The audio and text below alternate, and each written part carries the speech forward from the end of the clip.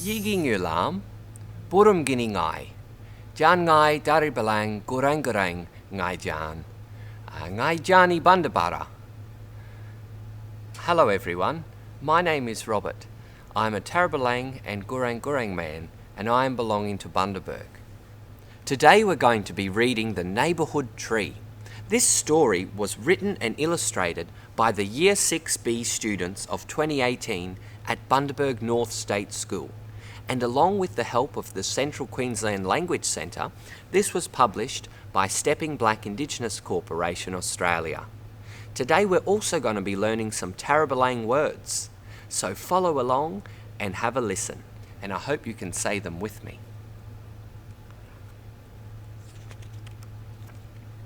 The Neighbourhood Tree.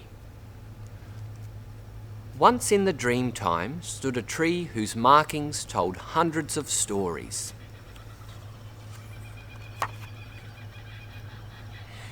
It shared its home with Gula, a koala, a guroi, possum, a gugargor, kookaburra, and Widja, dingo. Can you say Gula? Can you say guroi?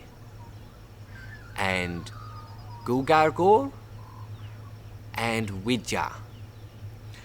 They were all friendly to each other. They were all in their homes, waiting for the frost to clear from the winter. The tree had not been this quiet in a long time. It was a midwinter's day, and the tree was quiet, except for the whistling wind and the breeze to chill the lonely birds that flew by.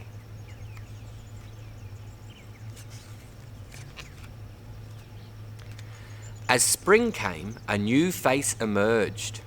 At first, the inhabitants of the tree did not bother him as he arrived. It looks like a magpie. But as time passed, they began to notice this feathered friend. He was white and black, and he had a little beak like a drill. It was the mischievous magpie. At first, only small problems occurred, like stealing small amounts of food and twigs from other creatures. A second magpie appeared, who also shared the same characteristics.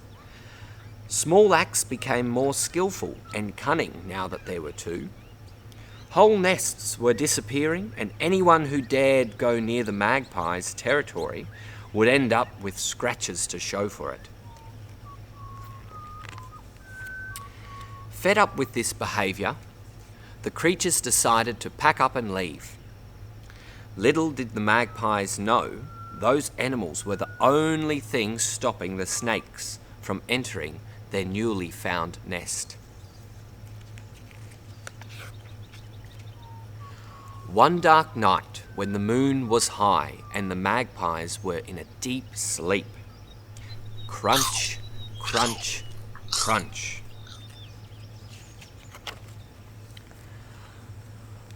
The magpie woke up to a devastating sight of an empty nest and a missing wife.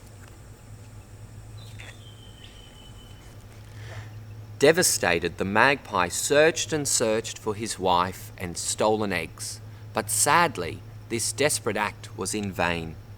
After his eyes began to droop and his wings could carry him no more, he swooped down and rested.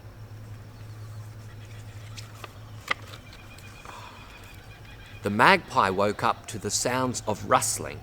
He opened his eyes. All the animals he once shared a home with were there, staring down at him. He remembered that they were all still angry at him, so he decided an apology was in order. There's the gugargor, the kookaburra. There's the guroi, the possum. There's the Widja for dingo. And there's the gula, the koala bear. He got up, rustled his feathers, and explained what had happened. He also explained that he was extremely sorry for his actions, and even though it was his instinct, he promised never to do it again. The other animals were very kind and they felt sad for the magpie, so they invited him to stay with them. For the rest of the year, the magpie began to earn their trust again by doing good deeds for other animals. As the world grew, so did the tree, and its many branches of kindness extending across the land. The end.